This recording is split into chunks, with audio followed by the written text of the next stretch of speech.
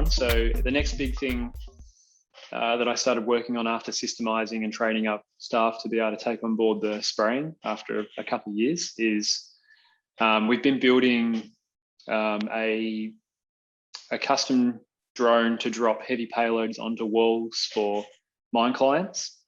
And we're in our second phase of trials with that at the moment, and we'll be commercializing that one pretty soon, I reckon. So cool things that happen when you get to working in big scale with the payloads.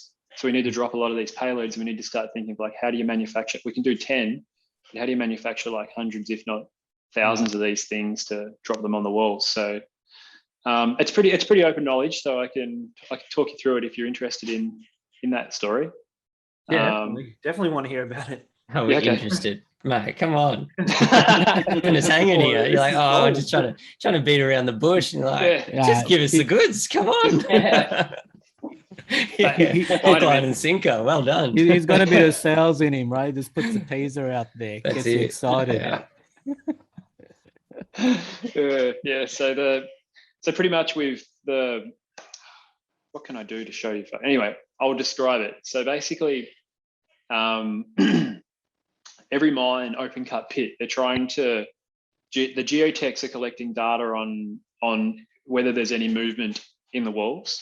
So one of the methods is putting in a metal stake in the ground and putting a reflective prism on that stake.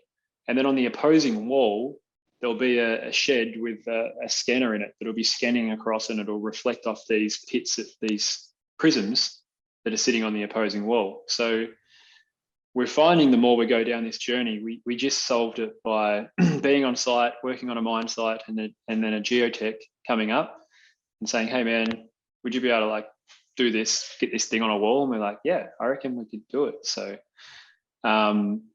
we've built a payload to go under the drone, which is a tripod, a metal tripod, and we've got the prism on it, and we're dropping them along the walls where they can't walk on the walls anymore, or they've never been able to get to. So in some cases they're blasting, pulling out the resource, and they don't have time to go in and put these stakes in, or they've just never done it, never been able to get to it. So it's from industry, it's a really big problem. So this is how they'll monitor and see if there's any movement, and they need a network of these. They need hundreds of them across the wall, and yeah, a lot of them don't. So we've done the first phase of trials, and this a bit of the second, and it's really working well. So awesome. really keen to take that one to the next stage.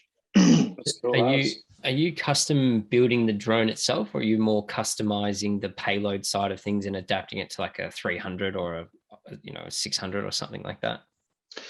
Yeah, I think we just, like every company in Australia, we just got glorified reassemblers. So we're taking a lot of parts from different drones, and we're stripping out stuff. So we've stripped out our original DJI spray drone that we bought.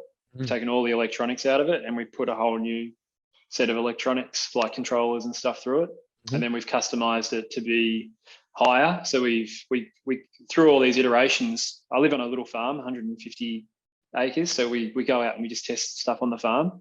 So through testing stuff on the farm, we're bombing these 10 kilo tripods into the sides of hills and doing all these stress payload testing. And we found that, and through testing on site as well, obviously not bombing stuff into walls, but we found that, we've found a good height and a good dimension that it'll sit and it won't move. So we've kind of extended the legs, built a dropping mechanism under it, extended a platform to put a camera on, so I can turn the camera around and I can see the payload and I can see where I'm flying.